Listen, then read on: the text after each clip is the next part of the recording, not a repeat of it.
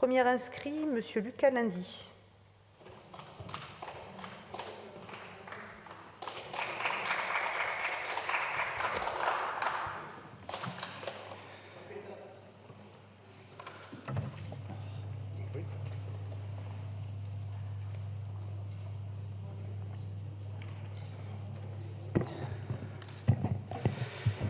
Merci Madame la Présidente. Mes chers collègues, Madame la Ministre, le 6 décembre 2018, à Mantes-la-Jolie, un policier filme 153 jeunes, lycéens pour la plupart, parqués les mains sur la tête. Son commentaire : voici une classe qui se tient sage. Ces images font le tour du monde. Interrogé, le ministre de l'Intérieur de l'époque répond qu'il faut replacer ces images dans leur contexte. Le contexte, justement, éclaire tout. Les paroles de ce policier ne faisaient que traduire ce qui encore aujourd'hui transpire des discours verbeux sur le retour de l'autorité. L'appel à l'ordre comme une réponse aux convulsions d'une jeunesse qui refuse le destin qu'on lui assigne. Ce jour-là, à Mantes-la-Jolie, tout était dit.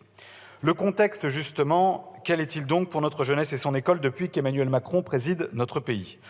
Nous sommes au cœur d'un moment de notre histoire où il nous appartient de redéfinir notre pacte républicain, tant la société peine à trouver le chemin de la concorde et de l'apaisement. Au fond, nous sommes appelés par les urgences du présent et les défis de l'avenir à redéfinir notre identité républicaine. L'école est l'un des terrains, si ce n'est le terrain, qui devient de la façon la plus limpide ce champ de bataille autour de la conception que nous avons de la République et de sa matérialisation.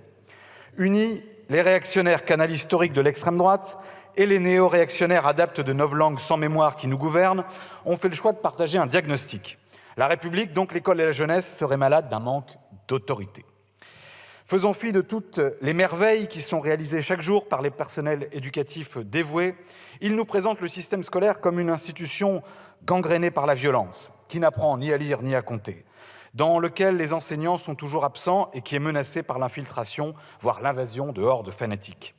C'est CNews qui organise le débat éducatif avec des paniques surjouées. Par exemple, lorsque le Premier ministre répète à tout bout de champ qu'un enseignant sur 2 de notre pays s'autocensure. Il aurait dû s'apercevoir que ce chiffre de 50% est issu d'un sondage commandé par une pseudo-publication nommée Écran de veille, qui se trouve être un instrument au service de règlement de compte entre pays du Golfe. Chacune des interventions gouvernementales, on en a eu l'illustration avec votre prédécesseur direct, est une véritable publicité gratuite pour l'enseignement privé confessionnel que le président de la République et le Premier ministre connaissent bien mieux que l'école publique. Les mêmes qui reprennent en chœur le refrain du « c'était mieux avant », fantasmant une école d'autrefois qui n'a jamais existé. Mais de quel avant parle-t-il ? Quand les filles et les garçons étaient séparés ? Quand moins de la moitié d'une classe d'âge dépassait l'école primaire ? Quand on pouvait fumer en classe ? Quand on pouvait pratiquer le châtiment corporel ? Mais si l'on regarde sérieusement, en s'affranchissant de vos caricatures, en réalité, le cœur de l'école a peu changé en 50 ans. Les mêmes rythmes, les mêmes disciplines, les mêmes formes d'apprentissage. Toutes ces réformes passées ont bien souvent concerné la périphérie et non le cœur de la relation enseignant-enseigné. Et pourtant, les élèves, eux, ont changé. Un jeune de 1975 n'est pas confronté au même monde, au même environnement qu'en 2024. Il nous faut donc regarder l'école aujourd'hui. Chers collègues, j'affirme pour ma part que l'école est malade non d'un déficit d'autorité, mais d'un manque d'égalité. C'est là la divergence profonde qui nous oppose, Madame la Ministre, et qui, de fait, rend irréconciliables nos discours, nos visions, nos projets, nos aspirations, nos idéaux pour l'école et pour la jeunesse. L'école n'est pas pour nous un ensemble de services offerts à des consommateurs, mais une institution qui, c'est l'étymologie même du mot, nous fait tenir debout ensemble. L'école, c'est ce qui institue le vivre ensemble grâce à l'apprendre ensemble et nous permet de faire société grâce à la découverte quotidienne du faire ensemble. Apprendre ensemble. 2 jolis mots, apprendre quelque chose à quelqu'un et apprendre quelque chose de quelqu'un. Chers collègues, l'inégalité gangrène notre système éducatif comme le soulignent toutes les enquêtes internationales. Il est comme un hôpital qui soignerait parfaitement bien les patients déjà en parfaite santé. C'est la reproduction sociale. Nous sommes l'un des pays, si ce n'est le pays, dans lequel l'origine sociale pèse le plus sur le destin scolaire. Face à cette réalité, vous ne cherchez pas à rendre notre système plus juste. Vous accentuez, avec vos politiques, l'injustice. Car au fond, pour cette majorité, l'échec des élèves les plus en difficulté serait un frein à la réussite des meilleurs. C'est une traduction scolaire du fameux « ceux qui ont tout et ceux qui ne sont rien » ou du « marche ou crève ». À partir de là, on peut expliquer tous vos choix pour l'école depuis 2017. C'est la vieille accusation de nivellement par le bas, dès lors qu'on assume de vouloir élargir la base sociale de la réussite éducative.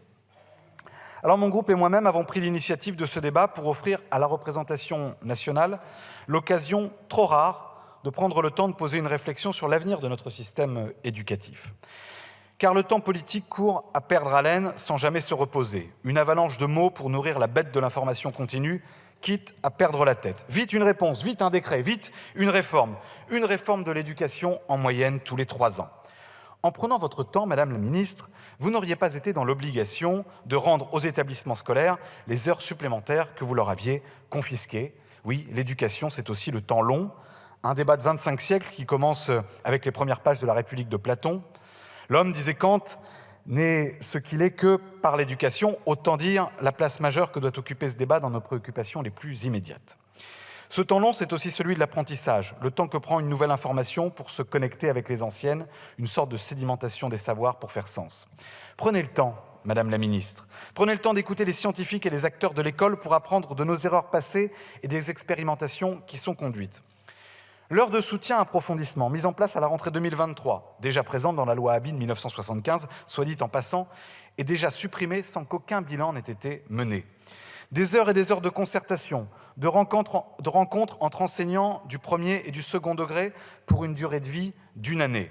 Bilan, tous nos élèves de 6e vont perdre l'équivalent de 36 heures de cours, soit 1 semaine et demie de moins d'école pour la prochaine année scolaire. Tous les acteurs de l'école, par la voix de leurs représentants au sein du Conseil supérieur de l'éducation, ont exprimé unanimement leur désaccord avec votre volonté de mettre fin au collège unique avec vos groupes de niveau, qui, par leur logique, vont conduire à une assignation à résidence sociale et scolaire pour les élèves issus des familles les plus défavorisées, dont les élèves des quartiers populaires de Mantes-la-Jolie, dont je parlais en introduction. Écoutez, Madame la Ministre, ces spécialistes qui expliquent parfaitement comment, dans tout groupe homogène, dans un système qui trie comme le nôtre, on reproduit, selon une courbe de Gauss, des faibles, des moyens et des forts. C'est ce qu'ils appellent la constante macabre. Quant au redoublement, cette grande nouvelle proposition, pour faire plaisir à on ne sait qui, interrogez ces mêmes acteurs qui vous parleront de son inefficacité. Alors, Madame la Ministre, il vous faudra revoir la copie. Et nous serons là pour formuler des propositions sur 3 chantiers majeurs qui nous attendent. Le chantier des moyens, trop mal répartis, à bien des égards insuffisants. Il faut accepter la solidarité, traduction budgétaire de la fraternité. Cela veut dire concentrer les moyens là où il y en a le plus besoin. C'est au début de la scolarité qu'il faut notamment un quoi qu'il en coûte éducatif, car c'est là que se creusent des inégalités souvent irréversibles. Il faut des postes, c'est la base. Et je le dis, Madame la Ministre, si vous voulez rétablir l'autorité des enseignants, alors payez-les mieux, qu'ils obtiennent la reconnaissance qu'ils méritent, notamment à travers une rémunération digne et respectueuse de leur rôle pour la société et la République. Le chantier de l'organisation du système éducatif, de la pédagogie, pour repenser la façon dont on apprend. Notre système a été pensé pour trier et sélectionner, comme en atteste votre infâme Parcoursup. Il faut penser un système de la réussite éducative pour toutes et tous, qui inclut plus qu'il n'exclut, qui valorise la progression constante plus que la notation permanente. Il faut repenser le travail personnel, cette culture du devoir à la maison, là où encore s'illustrent cruellement les inégalités sociales, culturelles, donc scolaires. Enfin, le chantier de l'alliance éducative, parce que c'est vrai, l'école ne peut pas tout toute seule. Il faut des politiques sociales, territoriales, de services publics qui assument l'obsession de l'égalité. Et il faut redonner à l'éducation populaire et au monde associatif toute leur place, bien loin de votre ringard et paternaliste service national obligatoire. On n'impose pas l'amour de la République à la jeunesse par des chartes, des contrats, des injonctions. On le construit par la conviction, l'expérience, le fait d'en éprouver toutes les promesses. C'est cela, au fond, l'école, cette rencontre merveilleuse avec les promesses de la République, celle de l'esprit, du savoir, du commun et de l'intelligence qui permet l'émancipation, qui offre à chacune et chacun les outils pour maîtriser son destin et avoir prise sur celui de la nation. Finalement, à votre version à peine renouvelée du « sois jeune et tais-toi », nous opposons la promesse du « sois jeune et épanouis-toi ». Je vous remercie. Je vous remercie.